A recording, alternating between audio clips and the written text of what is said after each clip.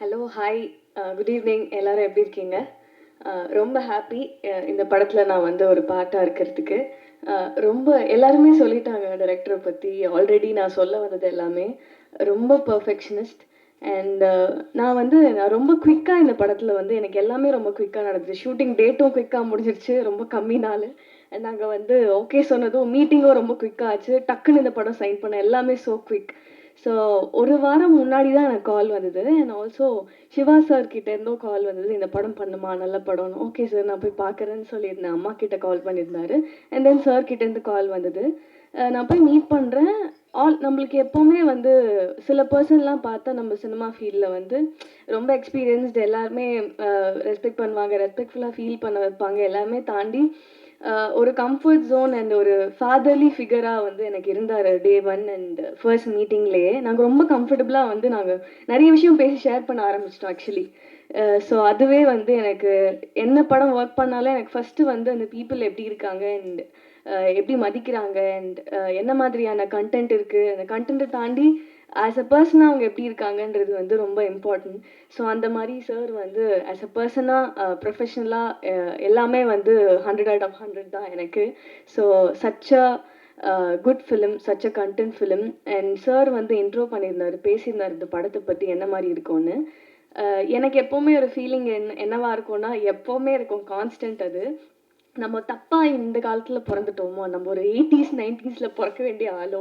ஏன்னா பண்ண பண்ண படம் பண்ற படம் எல்லாமே நான் வந்து 80s 90s தான் பண்றேன். ஒருவேளை தப்பு பண்ணிட்டோமோ அப்படின்ற ஃபீலிங் எப்பவுமே இருக்கும். ஈவன் இட்லி கடையா இருக்கட்டும், ஈவன் நான் இதுக்கப்புறம் பண்ற படம் சத்யவான் சாவித்ரின்னு ஒரு படம் பண்ணியிருக்கேன், ரிலீஸ் ஆகும் ஒரு 2 monthsல. Keerthy Suresh ma'am and sir பண்ண படத்துல எல்லா படமுமே ஒரு 80s 90s. So I think இந்த படமும் அதே மாதிரி ஒரு ஸ்பெஷல். என்னதான் எல்லா படமும் அந்த மாதிரி இருந்தாலும் இந்த படம் வந்து ரொம்ப க்ளோஸ் டு ஹார்ட். கொஞ்சம் ஏன் சொல்கிறேன்னா, என்னோட பாட்டியை மைண்டில் வச்சுட்டு நான் நடித்த படம் இது. நான் வந்து சார் கிட்ட கூட ஷேர் பண்ணதில்லை.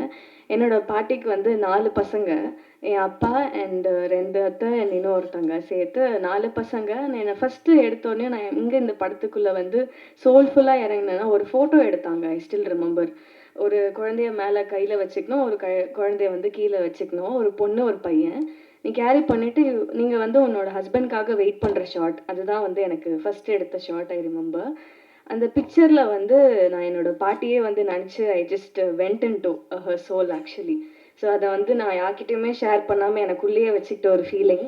ஸோ அதை நான் வந்து இங்கே ஷேர் பண்ணுறேன். ஸோ அது வந்து ரொம்ப எமோஷ்னலாக எனக்குள்ளே போயிடுச்சு. So I was just thinking and waiting எப்போ இந்த படம் நடிக்க போகிறோம். அதுக்கப்புறம் அதுக்கப்புறம் இவென்ச்சுவலி படம் ஆரம்பிச்சது, எல்லாம் நடந்தது. ஐ am so happy to be a part, really sir.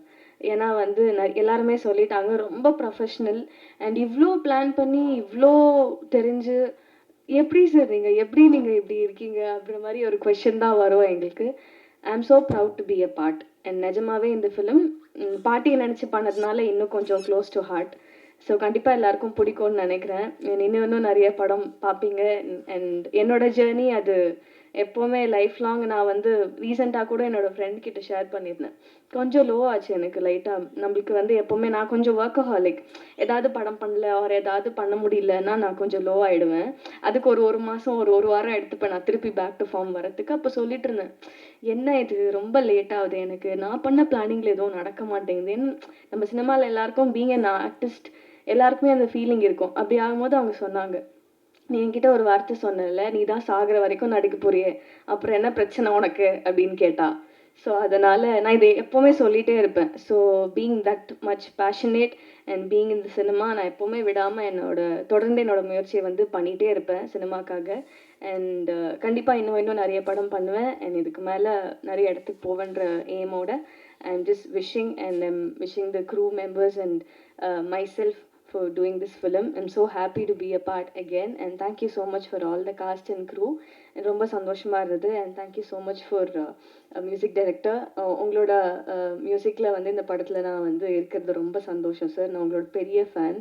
முதல் நீ முடிவு நீலேருந்து எல்லாமே எல்லா சாங்குமே நீங்கள் போட்டது எனக்கு ரொம்ப பிடிக்கும். And thank you Siva sir. நீங்கள் வந்து ஒரு பெரிய இல்லை சார், உங்களை தான் thank you so much sir. Idli கடையில் வந்து ஐ ஸ்டில் ரிமெம்பர் நீங்கள் ஒரு வார்த்தை சொன்னீங்க எனக்கு, மறந்துடக்கூடாது யாரையும் நீ, எங்கே போனாலும் நீ யாரையும் மறந்துடக்கூடாது, எல்லாம் நீங்கள் வந்துடுவீங்க பட் மறந்துடுவீங்கன்னு சொன்னீங்க. நான் சத்தியமாக மறக்க மாட்டேன் சார். அந்த மாதிரி ஆள் இல்லை. உங்களோட பிளெஸ்ஸிங் எப்போவுமே வேணும். Thank you so much, thank you so much. And வெற்றி, சாரி என்னோட கோஸ்டாரையே நான் வந்து விட்டுட்டேன். இல்லை இல்லை இல்லை இல்லை சார், நிஜமாவே he's such a sweet person. எங்களுக்கு வந்து அதான் ரொம்ப பிளான்டாக போனதுனால எனக்கு தெரிஞ்சு என்னோட ஷூட்டிங் பீரியடே ஒரு வாரம் ப்ளஸ் ஒரு 2 days தான் இருந்திருக்கும். அந்த நாளில் வந்து காலைல வருவோம், ஓகே ஷார்ட் எடுத்தான்னு சொல்லுவோம், போவோம், நடிப்போம், வருவோம். எங்களுக்கு பேசுறதுக்கு நிறைய டைமே இருந்ததில்லை. ஸோ பட் தெரிஞ்ச வரைக்கும் he's such a passionate and very professional and such a sweet person to act with. I'm so happy pairing up with you and ரொம்ப சந்தோஷம். and futureல கூட உங்களோட படத்துக்காகலாம் I'm looking forward. All the very best to you as well and thank you so much, thank you so much. Keep loving me, keep supporting me. Thank you so much. எல்லாருக்கும் இனிய மாலை வணக்கம். எல்லாம் நல்லா இருக்கீங்களா? ரொம்ப நாளாச்சு பார்த்து. இது வந்து டைரக்டர், அவரை பற்றி நிறைய பெருமையாக பேச வேண்டியது கண்டிப்பாக பேசி தான் ஆகணும். ஏன்னா ஃபஸ்ட்டு எடுத்தோடனே சொல்லிக்கிறேன், இவர் 3வது படம் தான் எடுத்திருக்காருன்னு சொன்னாங்க. அதுக்கு முன்னாடி 19 படம் கன்னடத்தில் நடிச்சிருக்காரு, பண்ணியிருக்காரு, இயக்கியிருக்காரு. அவர் தமிழில் இன்னும் ஒரு 50 படம் 100 படம் எடுக்கணும். அவ்வளோ ஒர்க்கு தெரிஞ்ச இந்த மாதிரி ஆட்கிட்ட ஒர்க் பண்ணுறதுக்கு ரொம்ப சந்தோஷமாக இருக்கும். காலையில் இத்தனை மணிக்கு ஸ்டார்ட் ஆகும், இத்தனை மணிக்கு முடிஞ்சிடும் சார், நீங்கள் போயிடலான்னு இன்றைக்கி ஃபுல் டேட்டு வாங்கிட்டு ஒரு மத்தியானம் 3 மணிக்கு நீங்கள் போகலாம் சார்னு சொல்லிவிடுவார். அதே மாதிரி டப்பிங் ஆகட்டும், அவர் டைலாக்கு எழுதி கையில் கொடுத்து அது அந்த கண்ணை சொல்லி கொடுத்ததாகட்டும், எல்லாமே பன்னீர் சார் சொன்ன மாதிரி அப்படியே ஞாபகத்திலே இருக்குது. இவர் நிறைய வேலை செய்யணும், நிறைய ஒர்க் பண்ணணும், நிறைய படம் எடுக்கணும். அந்த அளவுக்கு வேலை தெரிஞ்சுட்டு வீட்டில் சும்மா இருக்கக்கூடாது. இறைவன் அருள் கண்டிப்பாக அவருக்கு வேணும். நிறைய படம் ஹிட் ஆகணும். இந்த படம் வெற்றிக்கும் நம்ம டைரக்டருக்கும் மிகப்பெரிய, இந்த தயாரிப்பாளருக்கு மிகப்பெரிய லாபத்தை சம்பாதித்து கொடுக்குற ஒரு நல்ல படமாக வரும். இறைவன் அருளால் இது மிகப்பெரிய வெற்றி அடையணும். என்னுடைய வாழ்த்துக்களை தெரிவிச்சுக்கிறேன். நன்றி, வணக்கம். எல்லாருக்கும் வணக்கம். இப்போ ஒரு பர்ஃபார்மராக வந்து ஒரு படம் பண்ணும்போது நம்ம கஷ்டப்பட்டு ஒரு ரோல் எடுத்து அது நம்ம மெனக்கெட்டு நடிக்கும்போது பேக் ஆஃப் த மைண்ட் எனக்கு ஒரு இது இருக்கும், இதில் என்னெல்லாம் வரும் என்னெல்லாம் வராது அப்படின்னு ஒரு விஷயம் இருக்கும். அந்த மாதிரி எந்த டவுட்டுமே தயால் சார் படத்தில் வரவே வேண்டாம். ஏன்னா ஷூட்டிங்க்கு கூப்பிடும்போதே அன்றைக்கி எத்தனை காஸ்டியூம் சேஞ்ச் வரைக்கும் சொல்லி தான் கூப்பிடுவார். அவ்வளோ பர்ஃபெக்டாக இருக்கும். இத்தனை வருஷத்தில் இத்தனை படங்களில் எனக்கு ஒரு பெரிய சர்ப்ரைஸாக இருந்தது என்னென்னா, ஈவன் ஃபார் த ப்ரொமோஷன்ஸ், படத்துக்கு ஷூட்டிங்க்கு டேட் வாங்குற மாதிரி, டேட் அனுப்புகிற மாதிரி, இதுக்கும் ரொம்ப கிளாரிட்டியோட கேலண்டரில் மார்க் பண்ணி எனக்கு அனுப்பிச்சாரு. வியந்துட்டேன் நான். அது அனுப்பிச்சிட்டு பின்னாடியே ஒரு வாய்ஸ் நோட், நீங்கள் கண்டிப்பாக இருக்கணும், சப்போர்ட் பண்ணியே ஆகணும், உங்களுக்கு ஆப்ஷனே கிடையாது அப்படிங்கிற மாதிரி. ஸோ இந்த படம் எவ்வளோ சக்ஸஸ்ஃபுல் ஆகணும்னா, அவர் இன்னொரு வாட்டி வேறு லாங்குவேஜ் போய் படம் பண்ணோன்னே யோசிக்கக்கூடாது. தமிழ்லே இனி நிறைய 50 100 படங்கள் எடுத்துக்கிட்டே இருக்கணும். அந்தளவுக்கு இந்த படம் சக்ஸஸ் ஆகணும். Thank you so much. அனைவருக்கும் வணக்கம். எங்களோட இன்வைட்டை ஏற்று இங்கே வந்திருக்கிற ப்ரெஸ் பீப்புள், மீடியா பீப்புள் எல்லாருக்கும் என்னோட நன்றி தெரிவிச்சுக்கிறேன். Special thanks to Aaro brother எங்களோட இன்வைட் ஏற்று வந்ததுக்கு. ஸோ லக்ஷ்மிகாந்தன் கொலை வழக்கு, இந்த படத்தோட ப்ரொடியூசர் இன்றைக்கி வரல, சபரீஷன். அவரும் நானும் ஏற்கனவே ஒரு படம் பண்ணியிருக்கோம். ஸோ அவர் ஒரு நாள் கால் பண்ணி இந்த மாதிரி குன்றல் பாவம் படம் பார்த்துருக்கீங்களா அப்படின்னு கேட்டார். பார்த்துருக்கேன் அப்படின்னா, அந்த டேரக்டர் உங்களை பார்க்கணுமா, மீட் பண்ணணும் அப்படின்னு சொன்னார். ஸோ அப்படி தான் நான் தயால் சாருக்கு மீட் பண்ணேன். ஸோ வெரி ஹாப்பி இந்த படத்தில் ஒர்க் பண்ணதுக்கு. கூட நடித்த அத்தனை பேருக்கும் என்னோட நன்றிகள் தெரிவிச்சுக்கிறேன். தயால் சார் மாதிரி ஒரு பிளான்டு பர்சன் நான் பார்த்ததே கிடையாது. ரொம்ப பெருமையாக இருக்குது அவர் கூட ஒர்க் பண்ணது. ஸோ உங்களை மாதிரி நானும் படம் பார்க்குறதுக்கு அவளை காத்துட்ருக்கேன். தேங்க்யூ.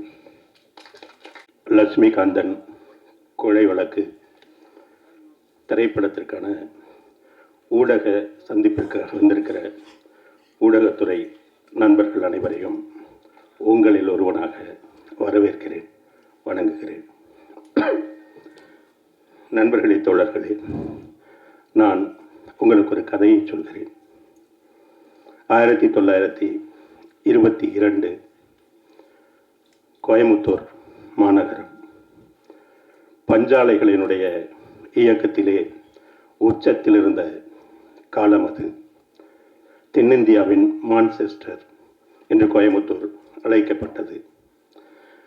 அங்கே ஏராளமான பஞ்சாலைகள் இயங்கிக் கொண்டிருந்தன. அவற்றில் ஒன்று ரங்கவிலாஸ் நூற்பு ஆலை.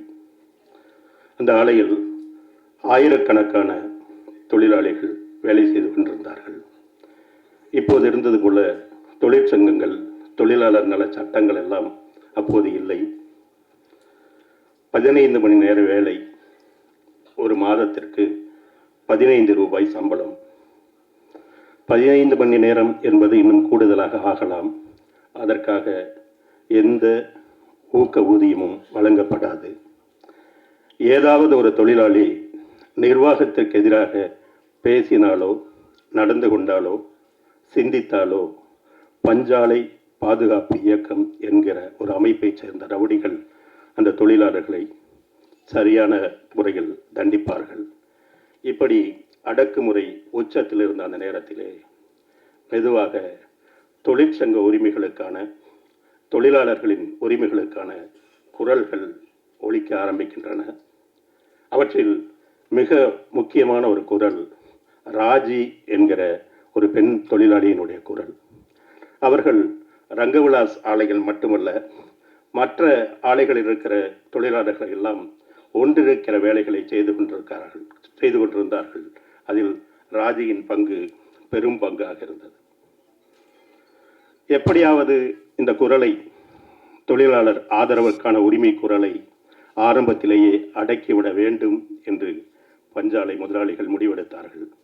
ஒரு நாள் தொழிற்சாலையினுடைய வேலை முடிந்து ராஜி போய்க் கொண்டிருந்த போது இந்த முதலாளிகளுடைய கைக்கூலியாக இருந்த பொன்னான் என்கிற ஒரு நபரை வைத்து ராஜியை தூக்கி சென்று ஒரு சோள கொள்ளைகளை வைத்து வன்புணர்வு செய்து அவரை கொலை செய்து விட்டார்கள். இந்த செய்தி தொழிலாளர்கள் மத்தியிலே பரவியது.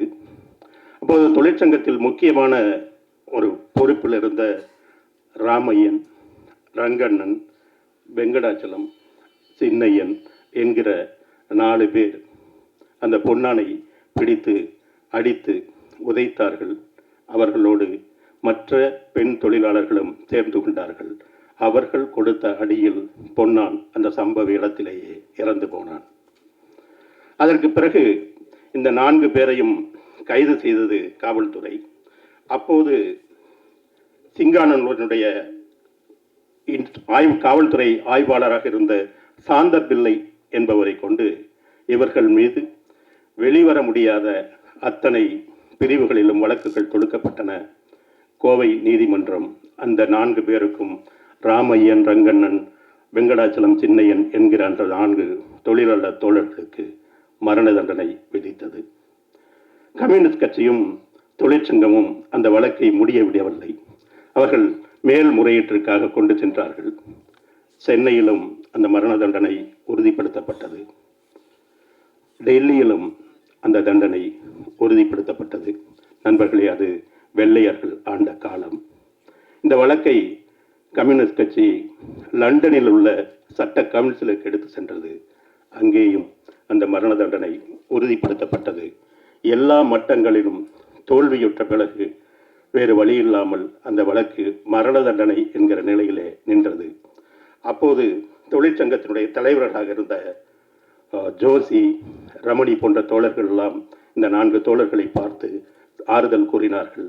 ஆறுதல் கூறச் சென்றவர்களுக்கு அழுகி வந்தது. ஆனால் மரண தண்டனை ஏற்றுக்கொண்ட தோழர்கள் உறுதியாக இருந்தார்கள். எங்களை வழிநடத்துகிற, எங்களை போன்றவர்களை வழிநடத்துகிற தலைவர்கள் நீங்கள் அழக்கூடாது, இன்குலாப் ஜிந்தாபாத் என்று முழங்கினார்கள் அந்த 4 பேரும். நண்பர்களே, 1948ஆம் ஆண்டு ஜனவரி 8ஆம் தேதி அந்த 4 தோழர்களும் தூக்கிலிடப்பட்டார்கள். அப்போது அவர்கள் சொன்னார்கள், இந்த மரண தண்டனையை ஏற்றுக்கொள்வதற்கு எங்களுக்கு துளியும் பயம் இல்லை. நாங்கள் தொழிலாளர்களுக்காக நின்றோம். எங்கள் வாழ்க்கை, நாங்கள் விட்டு செல்கிற செய்தி தொழிலாளர் இயக்கத்தை ஒன்று சேர்க்க வேண்டும் என்பது மட்டும்தான் எங்கள் நோக்கமாக இருக்கிறது. இன்குலாப் ஜிந்தாபாத். எங்களுக்கு இந்த நாட்டினுடைய இந்த மரண தண்டனை அமுல்படுத்தக்கூடியவரிடம் ஒரே ஒரு கோரிக்கை மட்டும் இருக்கிறது.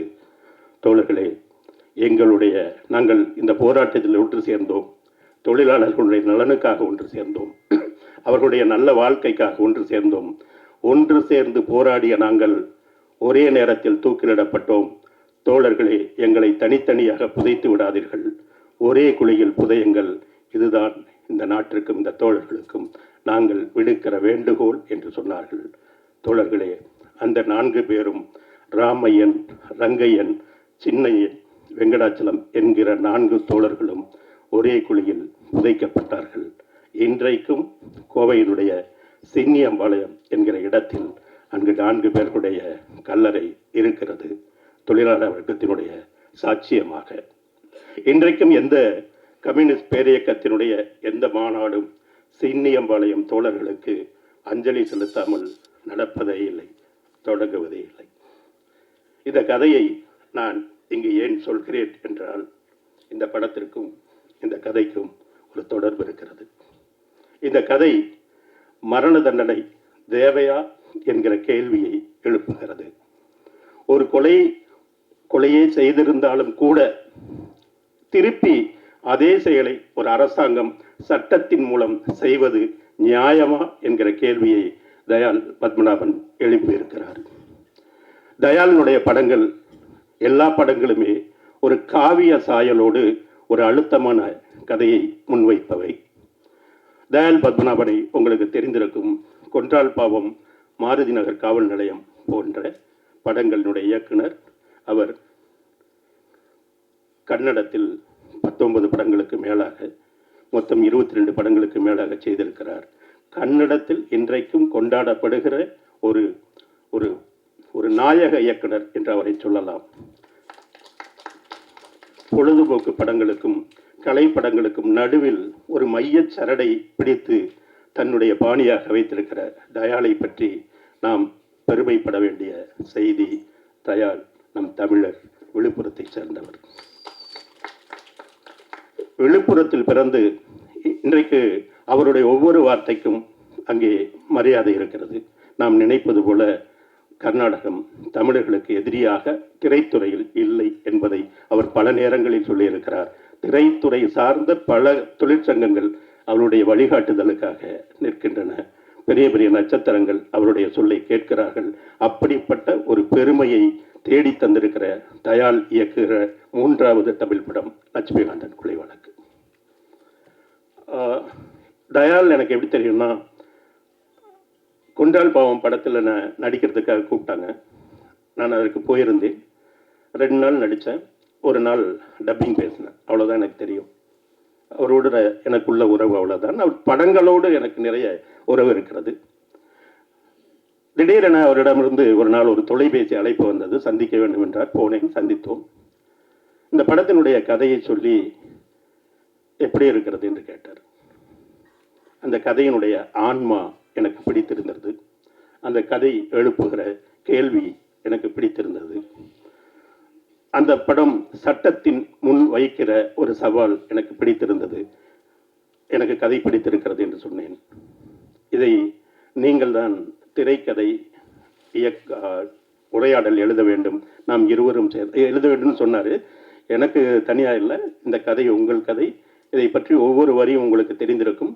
வேண்டுமானால் உங்களுக்கு நான் திரைக்கதையிலும் உரையாடலிலும் உதவி செய்கிறேன் என்று சொன்னேன். இப்படியாக நான் இந்த எழுத்தாளர்களில் ஒருவனாக ஆன பிறகு இதில் ஒரு நடிகனாக நடித்திருக்கிறேன். அது என்னன்னு சொல்லக்கூடாதுன்னு சொல்லியிருக்கிறது. இந்த சந்திப்பின் மூலமாக நாம் சொல்வது, கர்நாடகத்தை வெற்றி கொண்டிருக்கிற எங்கள் தமிழ் தயாளனுடைய 3வது படத்தை தமிழ்நாடு வரவேற்கிறது, ஆவலோடு காத்திருக்கிறது என்கிற செய்தியோடு விடைபெறுகிறேன். நன்றி, வணக்கம். அதில் என்ன டவுட் இருக்கோ கேட்டுருணும், கேள்வி கேட்டுருணும். கேள்வி கேட்ட பிறகு எனக்கு பதில் சொல்ல தெரியுவேன். இல்லாட்டினா நீங்கள் சொன்னது சரியாக இருந்தால் அதை நான் இம்ப்ளிமெண்ட் பண்ணுவேன். ஃபார் எக்ஸாம்பிள், வெற்றி சார் நிறைய இடத்துல எனக்கு டைலாக்ல சின்ன சின்ன கரெக்ஷன்ஸ் சொன்னார். அந்த விஷயம் நான் கன்வின்ஸ் ஆனால் இம்ப்ளிமெண்ட் பண்ணேன். பிரிகேடா கூட 2-3 இடத்துல சார் இதை எப்படி வச்சுக்கலாமா அப்படின்னு சொல்லி கேட்டாங்க. கன்வின்ஸ் ஆனால் ஒத்துக்கிட்டேன். எனக்கு எது சரியானு படுதோ அதுதான். அதன் பிறகு ஒரு 3வது லேயர் வரைக்கும் நான் ஆர்குமெண்ட் வச்சுக்க மாட்டேன் சார். இல்லை சார் இதை கரெக்டாக பண்ணிடலாம் அப்படின்னு சொல்லிட்டு நான் விட்டுடுவேன். ஸோ எனக்கு பெரிய ஹீரோ கிட்ட பிரச்சனைன்னு நான் பார்க்குறது என்னன்னா, நான் ஒரு வாட்டி கதை சொல்லுவேன், ஒரு கரெக்ஷன் சொல்லுவேன். எனக்கு அதில் உண்மையிலே எனக்கு தெரியல. இப்போ மோகன்லால்லாம் அது மாதிரியான லீக்லேயே இல்லையே சார். இப்போ திருஷ்யம் 3 வந்தப்போ பார்த்தீங்கன்னா அந்த லீக்கே கிடையாது. பெரிய ஹீரோனா அதுக்கான செலவு தான் பண்ணணும். அந்த படத்தோட இப்போ ப்ரொடக்ஷன் வேலையை பார்த்தாலே உங்களுக்கு தெரியும் என்ன செலவு பண்ணியிருக்காங்க. ஒரு 2.25 மணி நேரம் படத்துக்கு என்ன செலவு பண்ணியிருக்காங்க. 68 சீனு 70 சீனும் 43 சீனு வீட்டில் என்ன செலவு பண்ணியிருப்பாங்க. ஸோ அது அது இல்லை சார். அதை யாரும் நிறைய பேருக்கு புரியல. இல்லை ஏன் இந்த கொஸ்டின் இங்கே வருதுன்னா, இங்கே கோடம்பாக்கத்தை காளிகாமம் வலசாக்கம் சுற்றி பல நூறு இயக்குனர்கள் இளம் இயக்குனர் சுற்றுறாங்க. ஒரு 2 படம் ஹிட்டானாவே ஃபோன் எடுக்க மாட்டாங்க. அதுக்கு முன்னாடி அவன் காலை பிடிச்சி தொங்கிட்டு இருக்கான். அதுக்கு தான் கேட்குறோம்.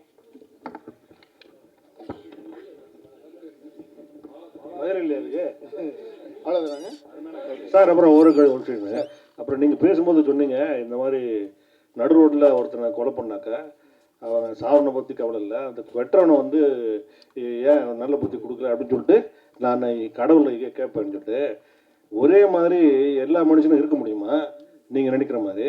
இப்போ வந்து வெட்டுறவன் வந்து நல்ல புத்தி தான் அவன் வெட்ட போகிறான். அந்த மாதிரி வெட்டுறவனுக்கு நீங்கள் தண்டனையை கொடுக்கக்கூடாது அப்படின்னு சொல்லிட்டு சொல்ல வரீங்க. உங்கள் எண்ணம் அப்படி தான் இருக்குது. அதாவது கொலை பண்ணுறவனுக்கு இப்போ நிர்பயா கேஸில் வந்து டெல்லியில் அந்த பொண்ணை கொலை பண்ணவனுக்கு கேஸ் இந்த தூக்கு தண்டனை கொடுக்கலன்னாக்கா, கொடுத்தாலுமே நிறைய கேஸ்கள் இந்த மாதிரி நடந்துட்டு இருக்கு, நிறைய கொலைகள் நடந்துட்டு இருக்கு. ஆனால் நீங்கள் வந்து இந்த மாதிரி தூக்கு தண்டனையே தேவையில்லை அப்படின்னு ஒரு பர்ஸ்பெக்டிவ் எப்படி நீங்கள் கொண்டு வரீங்க இந்த படத்தில்? இப்போ ஒரு விஷயம் சார், நீங்கள் சொன்னதில் நான் ஒரு விஷயம் நான் டிஃபர் ஆகிறேன். வெட்டு வாங்குறவனை பற்றி எனக்கு கவலை இல்லைன்னு நான் சொல்லலை. அது நீங்களா சொன்னீங்க. நான் சொன்னது நான் வெற்றவனுடைய பர்ஸ்பெக்டிவ்ல பார்க்குறப்ப ஏன் அவனுக்கு அந்த அந்த அந்த மனநலத்தை, ஏன் அந்த ஒரு அசாதாரண மனநலத்தை கடவுள் அவனுக்கு கொடுத்துருக்காருன்னு எனக்கு ஃபீலிங் வருது. இல்லைங்க, நான் ஒரு ஃப்ளோவில் கடவுள்னு சொன்னேனே தவிர, நான் ஜென்ரலாக யோசிக்கிறேன் என்னுடைய தாட் ப்ராசஸ் எங்கே போகும்னா, அவனுக்கே அந்த மனநிலை கொடுக்குறாங்க இருக்கு. நான் நல்லா யோசிக்கிறேன்ல, ஏன் அவன் தப்பாக யோசிக்கிறான், ஏன் அவனுக்கு ஒரு அப்நார்மாலிட்டி ஏன் அவனுக்கு இருக்குன்னு யோசிக்கிறேன் நான். இந்த படத்துலையும் நான் பேசியிருக்கிற விஷயம் அவ்வளோதான். நீங்கள் நல்ல கரெக்டாக ஒரு விஷயம் சொன்னீங்க சார். டெல்லி கேஸ் ஆன பிறகு, நிர்பயா கேஸ் ஆன பிறகு எவ்வளோ ரேப் கேசஸ் நடக்கலை, நடந்து தான் இருக்கு. ஸோ நாங்கள் இதை தான் படத்துலையும் பேசுகிறோம். என்னன்னா, ஒரு மரண தண்டனைன்றது வந்து எந்த குற்றத்தையும் தடுத்துறாது. அதே மாதிரி ஒரு விஷயம் பாருங்க, நம்மளுடைய ஹெல்த்துக்கு, மனநலத்துக்கு, உடல்நலத்துக்கு கொடுக்குற ஒரு முக்கியத்துவத்தை நம்ம மனநலத்துக்கு கொடுக்குறோமா அப்படின்னு பாருங்களேன். நம்ம வீட்டில் ஒரு ஜென்ரலா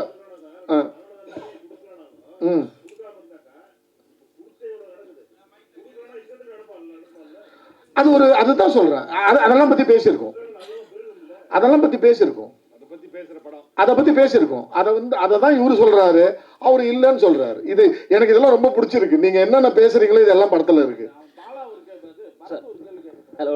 சார், இந்த இந்த இந்த விஷயமானது சினிமாவில் எடுத்து பேசுறது இன்னைக்கு நேற்று இல்லை, கிட்டத்தட்ட 67 தொடர்ந்து பேசுறோம். மிருத்யு தண்டல் ஆரம்பிச்சு விருமாண்டியில கமலஹாசன் பேசாதது கிடையாது. ஒரு டாக்யூ டிராமாவை ஆரம்பிச்சு அது எல்லா ஜானரும் போகும்.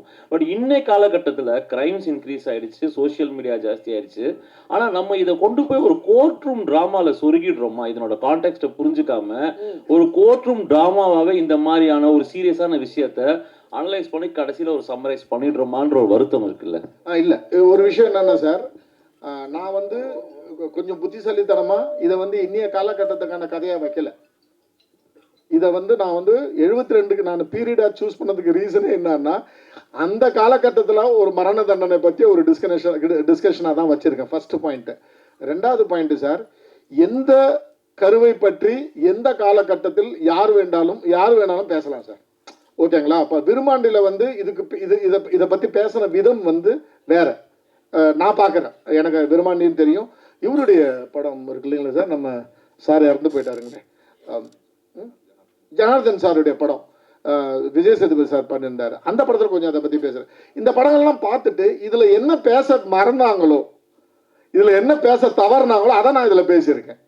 அதுக்குள்ளே அவங்களுடைய கதை, அவங்களுடைய ஸ்டைல் ஆஃப் நரேஷன் ஒன்று இருந்துச்சு, நான் ஒரு நரேஷனை தேர்ந்தெடுத்திருக்கேன்.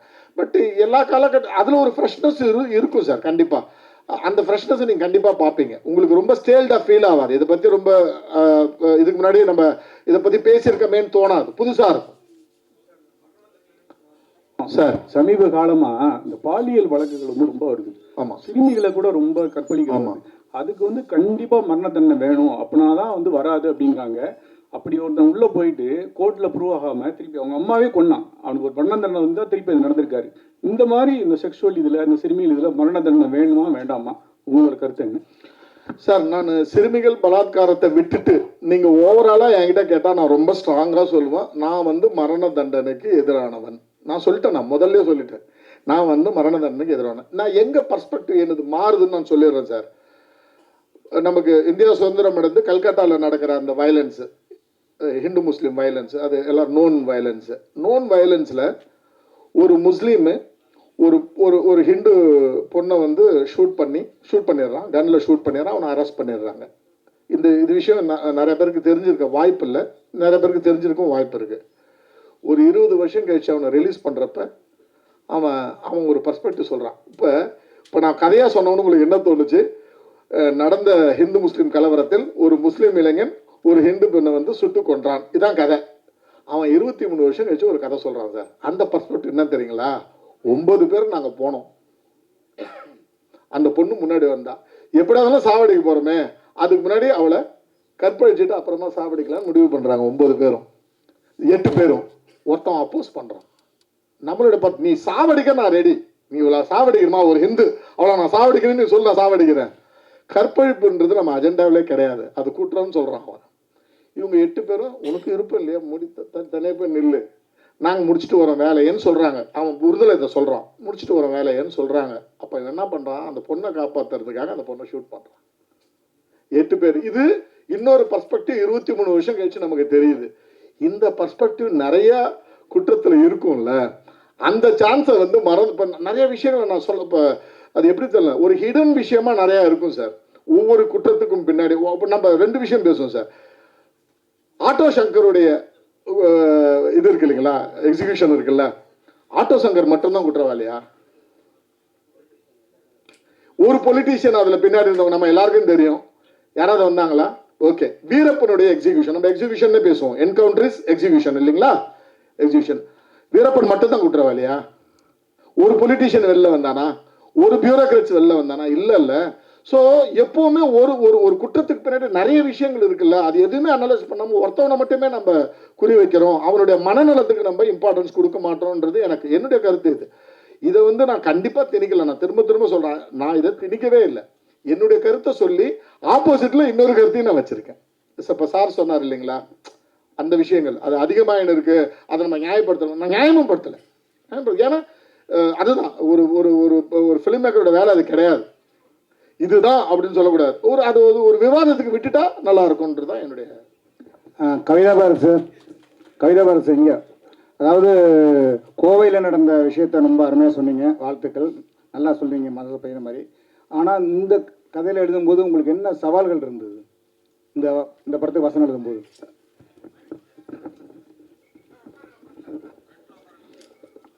இல்லை, இதில் சவாலுங்கிறது என்னென்னா, 2 எதிரெதிர் கருத்துகள் 2 பேருக்கும் பேசுகிறவங்களுக்கு அது நியாயம். நீங்கள் எப்பவுமே ஒரு தரப்பு எடுத்து பண்ண முடியாது. நீங்கள் அவர் சொல்கிற மாதிரி மரண தண்டனைக்கு நான் எதிராக இருக்கேன்னு சொன்னால் ஆதரிக்கிறவங்கள நான் வீக்காக எழுதிடக்கூடாது. 2 தரப்பு நியாயமும் சமமாக இருக்கணுங்கிறது இருக்குல்லங்க, அந்த 2 தரப்பாகவும் மாறி எழுதுறது பெரிய சவாலாக இருந்தது. ஏன்னா இந்த படம் வரும் கதை மட்டும் இல்லை, இதுக்குள்ள ஒரு வாதம் இருக்குது, இதுக்குள்ள ஒரு தர்க்கம் இருக்குது. அந்த தர்க்கம் வந்து பெரிய சவாலாக இருந்தது.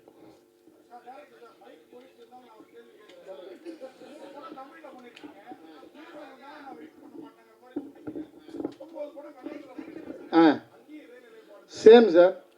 ஆமாம், நான் வந்து உங்களுக்கு ஒரு இன்சிடென்ட்டே சொல்கிறேன். தர்ஷன் சார் கிட்ட ஒரு வாட்டி போயிருந்தேன் ரீசெண்டாக, அதாவது அவர் ஜெயிலுக்கு போகிறதுக்கு முன்னாடி போனப்போ, இது மாதிரி சார் என் ஃப்ரெண்டு ஒருத்தர் இருக்கார் சென்னையில், பெரிய ஃபைனான்சியர் கம் ப்ரொடியூசர் சார், உங்களை வச்சு படம் பண்ணணும் அப்படின்னு சொன்னார். அவர் லைட்டாக யோசனை, எனக்கு கொஞ்சம் யோசனை உட்கார்ந்து இருக்கார். சூப்பர் ஸ்டார் தானே உட்கார்ந்து இருக்கார். சார் ஒரு விஷயம் உங்கள்கிட்ட சொல்லிடுறேன், நான் டைரக்ஷன் நான் கிடையாதுன்னு சொல்கிறேன் அவர்கிட்ட. நான் வந்து உங்களை டைரக்ட் பண்ணுறதுக்கு வரல, அவருக்கு டேட் வாங்க வந்திருக்கேன்னு சொல்கிறேன். அவ்வளோ கிளாரிட்டி சார். நான் அதில் வந்து எந்த வித மாற்று கருத்தும் கிடையாது. சுதீப் சார் வந்து கொன்றால் பாவத்தை இங்கே ப்ரொடியூஸ் பண்ணணும்னு சொன்னப்போ கூட ப்ரொடியூஸ் பண்ணணும்னு சொல்லி என்ன ராதிகா மேடம் கிட்டேயும் சத்யராஜ் சார்கிட்டையும் என்னோட படத்தை போட்டு காமிச்ச சத்யராஜ் சார்லாம் படம் பார்த்தப்போ கூட சுதீப் சார்கிட்ட சொன்ன ஒரே விஷயம் என்னன்னா, இங்கே வந்து நீங்கள் ப்ரொடியூசராக மட்டும் இருக்கணும், நீங்கள் ஹீரோவாவோ எந்த விஷயங்களும் தலையிட்டீங்கன்னா நான் படம் பண்ண மாட்டேன்னு அதனால அவருக்கு நான் படம் பண்ணல சுதீப் சாருக்கு. ஸோ எனக்கு அவர் சொன்ன மாதிரி எனக்கு எல்லா ஹீரோக்கிட்டையும் நேரில் இப்போ யாராவது என்ன மேனேஜர்கிட்ட பேசுங்கன்னா நான் பேசவே மாட்டேன், நான் பேச மாட்டேன் சார்னு சொல்லுவேன். அது சுதீப் சாராக இருந்தாலும் சரி, தர்ஷன் சாராக இருந்தாலும், புனித் ராஜ்குமார் சாருக்கும் நான் அதே தான் சொல்லுவேன். நான் இப்போ நான் ரொம்ப பீக்கில் இருந்தப்போ ஒரு படம் பண்ணேன் கன்னடத்தில். ஒரு டேட்டு ஒரு 3 மாதம் தள்ளி கொடுக்குறேன்னு சொன்னார் புனித் ராஜ்குமார். நான் ஒரு மெசேஜ் போட்டேன், நான் சிங்கிள் பேமெண்ட் கொடுக்குறேன், எனக்கு டேட் இமீடியட்டாக கொடுக்க முடியுமான்னு கேட்டப்போ அவர் மேனேஜர் எனக்கு கூப்பிட்டு கேட்டார், நீங்கள் யாருக்கு மெசேஜ் பண்ணுறீங்கன்னு தெரியுமான்னு கேட்டார். சார் நான் எந்த ஹீரோவாக இருந்தாலும் இப்படி தான் சார் மெசேஜ் பண்ணுவேன், என்னுடைய ஆஃபர் இது, அவர் பண்ணுறாரா இல்லைன்னு. அதனால் எனக்கு அந்த கிளாரிட்டியே எனக்கு அந்த டவுட்டே இல்லை சார். எனக்கு என்னை நம்பி என் கதையை நம்பி வந்தால் ஹீரோவுக்கு படம் பண்ணுவோம், இல்லை ஆக்டருக்கு படம் பண்ணிட்டு போயிடுவோம் சார்.